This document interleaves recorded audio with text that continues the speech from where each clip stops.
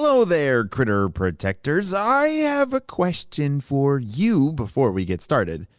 Can you think of an animal that has 4 hooves, a flat nose, and makes a oink oink sound? If you guessed pig, you're right. Great job. It's hard to believe, but in today's story, we are going to be learning about a critter who has 4 hooves, a flat nose, says oink oink, and is not a pig. What? How's that possible? Well, let's take a trip back to Arizona and find out. Wakey, wakey, my little prickly pears. It's time to get up and start eating. Harvey, Hugo, and Hazel reluctantly stirred and opened their eyes. They could feel their mom's squishy snout poking them awake. Harvey, as always, was loud with his protesting. Mom, come on! Just 5 more minutes, please. It's still dark out. Hazel rolled her eyes and got to her feet. Harvey, come on. We are nocturnal. It's always dark when we get up. After lots of grunting, groaning, and griping, the boys joined their sister in standing. All 3 siblings shook the desert dust out of their tan fur and stomped their 4 little hooves. They wiggled their tiny tails and sniffed the air with their squishy pink snouts. After a stretch, they were ready to go. Mama Javelina smiled in approval as she inspected her 3 children. Okay, time to forage. Who can remind us of the rules before we begin? Hazel gave a little hop and raised her hoof frantically in the air. Oh, I can, Mama. Mama, pick me. Harvey and Hugo rolled their eyes and tried not to laugh. They didn't really think any of this was necessary. All they wanted was to get out there and eat. Go ahead, Hazel, said their mom. Always stay with the squadron. Do not go into town and do not eat something if you don't already know what it is. Correct as always, Hazel, beamed Mama Javelina. Boys, did you get all that? Yeah, sure, Mom. Whatever, grumbled Harvey and Hugo.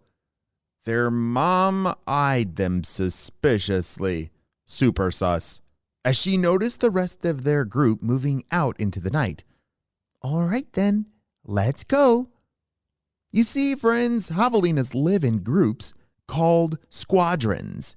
They are small animals, so they stay together in order to protect themselves from predators like coyotes. Every group of javelinas has a specific area where they feed and sleep. This is called a territory. A good territory has plenty of, what do you think are 3 things that every territory should have?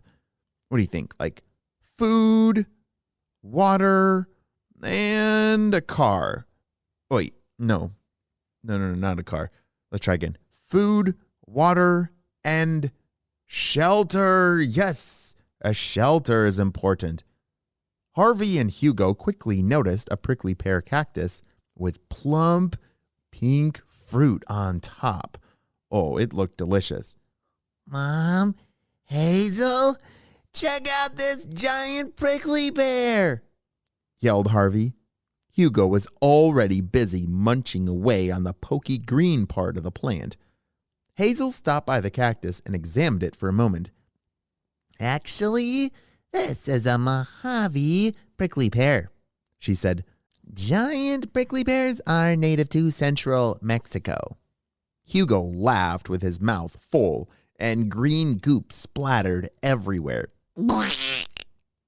Harvey copied his sister's words in a mocking voice. Actually, this is a Mojave prickly pear. Giant prickly pears are native to central Mexico.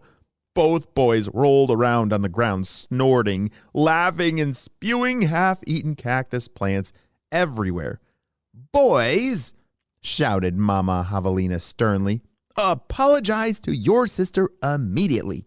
She was just trying to make conversation, and you two are being rude. That's not the way we behave in this family." "Sorry, Hazel," stated the boys in unison. "It's whatever," she replied. Hazel was used to being teased by her brothers. She wanted to spend time with them, but couldn't figure out how to do that without sharing about, something she loved. She kept to herself for the rest of the night and watched from her mother's side as Hugo and Harvey joked and played with each other. Before long, it was time to bed down for the night. The Javelinas in their squadron chose a group of mesquite trees and settled down to sleep. It was a perfect spot because there was a stream nearby, and all the branches would shelter them from the hot sun.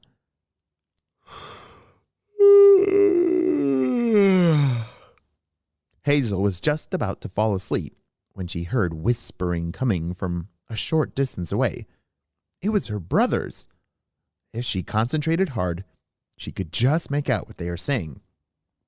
"Are you sure this is a good idea?" whispered Hugo. Harvey replied quickly, "Of course, silly. Everyone's going to be sleeping all day, and they won't even notice that we're gone. I'm tired of Hazel following us around all the time. I just want to do something fun, just the two of us." Hugo nodded. The two of them snuck away into the rising sun. "You've got to be kidding me," thought Hazel. "They're heading for town. I should wake up Mom and tell her, but I don't want them to get in trouble, even if they are rude to me sometimes." Gathering up all her courage, Hazel waited a few seconds and then followed the scent of her brothers. What in the world are Harvey and Hugo thinking? What are they planning to do in town? What is Hazel going to do when she finds them, and will the little Javelinas be able to find their family again? There's so many questions and no answers yet. We are going to have to wait and see what happens on the next episode of Kids Animal Stories. Great job. You listened all the way to the end. And it's now time for some Critter Protector shout-outs. I want to say hey to Lucy and Emma from Texas, Luna from California, Kellen and Harper from Manitoba, Canada, Kavi and Raya from New Jersey, and Layla from New Jersey, and Doc from California. I'm so glad that you're all critter protectors. We could not protect all the critters in the world and in our backyards without you, my friends. Well, you have a super duper day, and I'll see you next time. Bye.